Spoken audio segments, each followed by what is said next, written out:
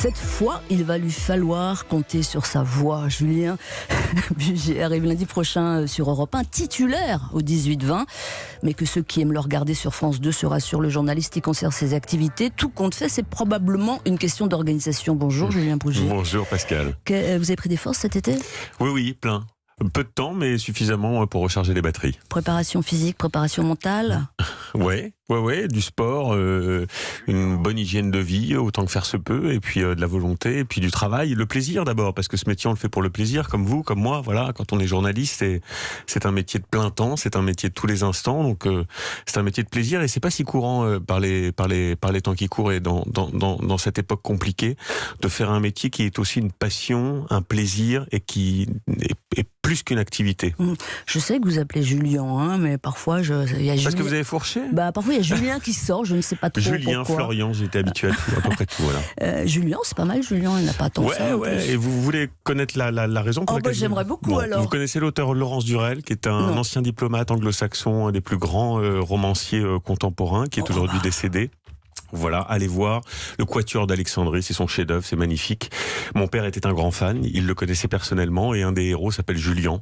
Donc il a décidé de me nommer ainsi. Et vous, c'est joli, non ? Ça vous va, vous ? Mais c'est génial. Julien. Il y en a pas beaucoup dans nos métiers. Non, alors est-ce que Julien, vous en rêviez d'une tranche radio ? Est-ce que j'en rêvais ? Je sais pas. En tout cas, j'avais envie, parce que je crois au pouvoir de la voix. La voix fait passer toutes les émotions. La joie, le sérieux, il y a une forme aussi comment dirais-je, d'amour, qui peut passer par la voix, voilà. Et c'est vrai que j'avais envie de cet exercice-là.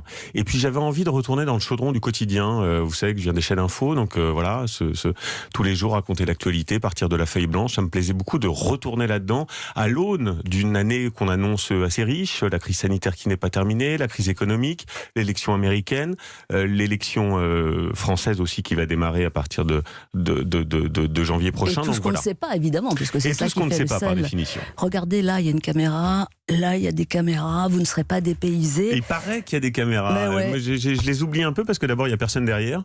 C'est comme ça maintenant, l'automatisation. Mais on m'a dit qu'il y avait des caméras partout, donc méfiance. Alors, J-3, ça se passe à partir de lundi sur Europe 1, le 18-20. Il y a un nom pour votre rendez-vous ?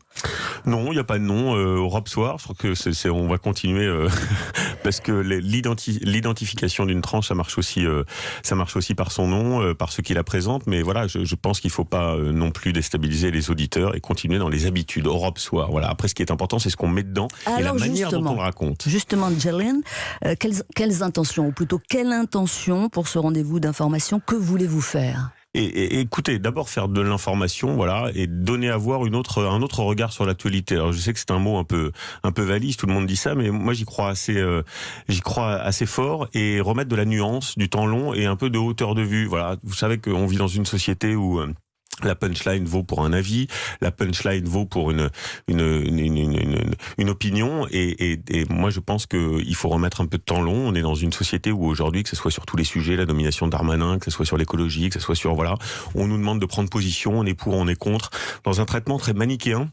Et moi, je pense qu'il faut réhabiliter de la nuance.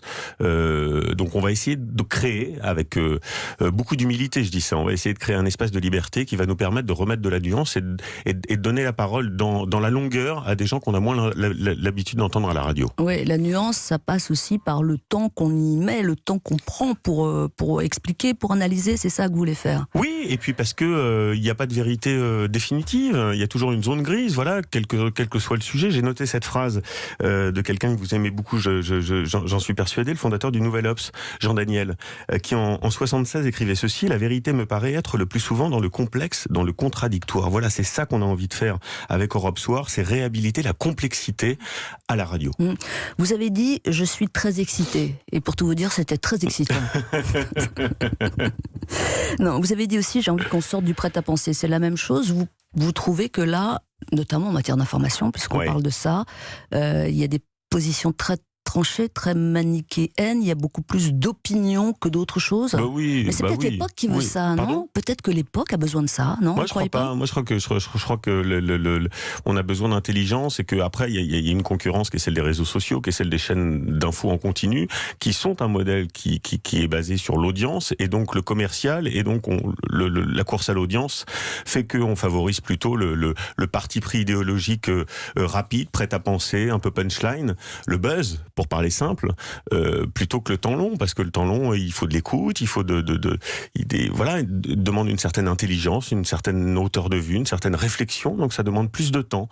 Voilà, mais nous, on a le temps, on a 2 heures tous les soirs, dans un temps d'écoute qui est différent, puisque à la radio, c'est pas comme à la télévision. Voilà, les gens écoutent la radio dans leur véhicule, ils ont un peu plus de temps, rentrant chez eux à 19h. Donc, on va donner à entendre cette nuance-là. Et je précise que vous conservez vos activités sur France 2. Question rapide, réponse idem, s'il vous plaît. Il paraît que la question est dans l'air. Est-ce que vous êtes prêt à présenter des émissions avec le masque à la télé? Est-ce que je suis prêt à le faire? Non, Pascal, non. Non, vous n'êtes pas prêt? Non. Julien Bugier, ça va? Julien Bugier, oui, Madame Pascal j'ai bien Clark. dit. Et dans Culture Média ce matin, on vient après ça. Bloomberg, BFM, iTélé, France 2, c'est votre parcours, Julien Bugier à la télé. Et à partir de lundi, vous ajouterez la ligne Europe 1. Est-ce que journaliste, c'était une vocation pour vous? C'était une envie depuis que j'étais tout petit, oui. Vous allez croire que je parle souvent de mon père, mais c'est un peu le cas. J'en ai parlé tout à l'heure pour vous expliquer pourquoi je m'appelais Julien, pourquoi il m'avait baptisé Julien avec ma mère. La volonté d'être journaliste, ça vient un peu du même univers. C'est-à-dire que mon père était journaliste en PQR, voilà, à la Nouvelle République. Il habitait à Blois, ma mère également.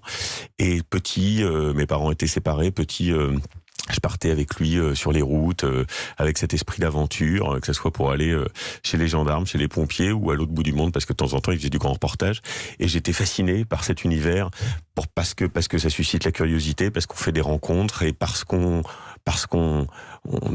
découvre le monde. Et j'avais envie de ça, déjà très petit. À 19 ans, vous êtes parti à Londres?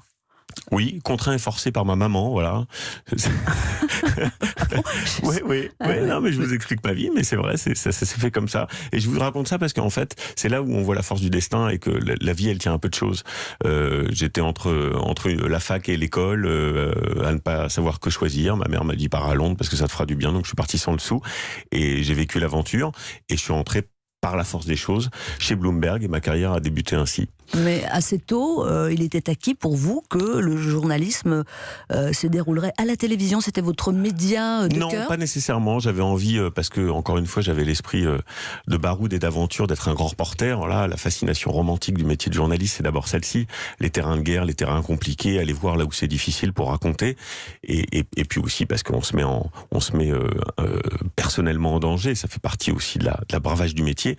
Et par la force des choses, je suis rentré à Bloomberg en stage et je me suis installé dans le fauteuil en tant que petit stagiaire. J'avais 19 ans, vous venez de le dire. Et là, ça a été comme une évidence. Je me suis dit, mais c'est ça que je veux faire, c'est là que je veux être et je ne repartirai plus. Donc j'ai fait des pieds et des mains pour qu'il me garde. À l'époque, Michael Bloomberg était encore patron de l'entreprise et vous passiez un entretien d'embauche de quelques minutes, certes, mais quand même, c'était sacrément impressionnant. Avec lui, je parlais pas de mots d'anglais et il me disait en anglais, pourquoi penses-tu être le meilleur pour travailler pour nous, avec la petite goutte de sueur qui vous coule sur le front. J'ai réussi visiblement à le convaincre et ils m'ont embauché comme stagiaire et ensuite comme contrat. Je pense que c'est votre prénom, Julien Carr. Ah, peut-être.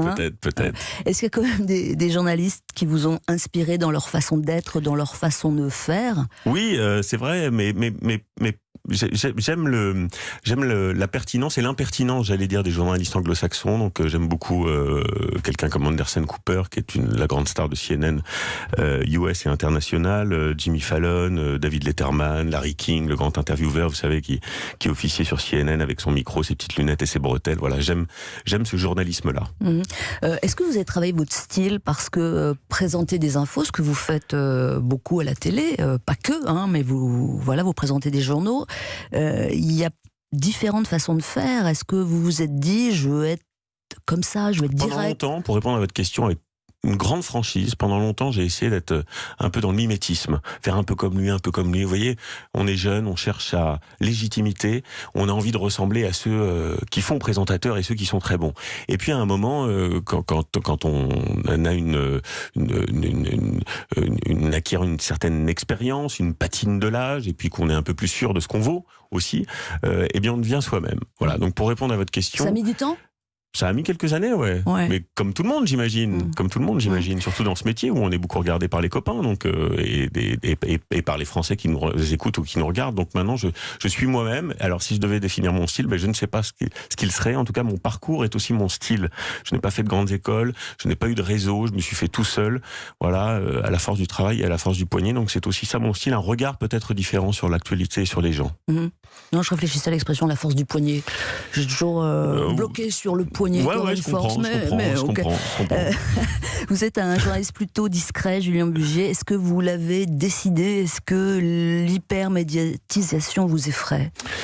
Sans doute un peu, mais aussi parce que je pense que quand on est journaliste, ce qui reste la star dans notre métier, c'est d'abord l'info, c'est d'abord les gens qu'on met en lumière, c'est-à-dire ceux qu'on interviewe, et puis c'est les histoires que l'on raconte, et ça n'est pas tant nous, la personnalité. Moi, j'ai toujours pensé qu'il fallait pas que la personnalité du journaliste ou la notoriété du journaliste prenne le pas sur notre métier, qui est d'abord au service des autres. Oui, mais vous êtes sûrement sollicité. Oui, mais vous voyez, dans notre métier, il y a plusieurs catégories de journalistes. Il y a ceux qui sont hyper médiatiques, qui font la une et la couverture de tous les grands journaux people, et puis il y a les autres qui sont plus discrets. Donc on peut réussir à avoir une notoriété, à faire bien son métier, à être légitime et en même temps être discret. C'est mon cas. Et quand les gens, parce que ça doit arriver, vous reconnaissent dans la rue... on est flatté forcément, et puis c'est aussi une forme d'échange, de voir comment vous êtes perçu par les gens. C'est important parce qu'on fait d'abord ce métier pour les autres. Donc oui, j'aime ce contact-là, et puis moi je suis resté quelqu'un j'espère en tout cas, et je le crois, d'assez simple. Donc j'aime bien ce contact direct avec les auditeurs ou avec les téléspectateurs. Vous nous l'avez dit, vous êtes dopé à l'info. Faut se blinder parfois face à l'info quand elle est difficile. Est-ce que vous avez une espèce de carapace naturelle? C'est un rapport très particulier, vous le savez Pascal, qu'on a avec l'info. C'est pas même parfois un peu cynique. Je dis ça parce que on est à la fois heurté, on est touché, on est comme tout à chacun peiné quand les actualités sont dramatiques, et en même temps c'est ce qui fait la force de notre métier et de notre engagement. Donc il faut garder de la distance. Il faut garder de la distance vis-à-vis des infos qu'on raconte, mais aussi voilà une force de travail et un détachement, oui. Merci beaucoup, Julien. Merci Pascal. Merci Pascal. Merci Julien Bugier d'être venu, et puis on vous écoutera donc à partir de lundi 18h sur Europe 1. Je vous souhaite une belle route. Merci beaucoup.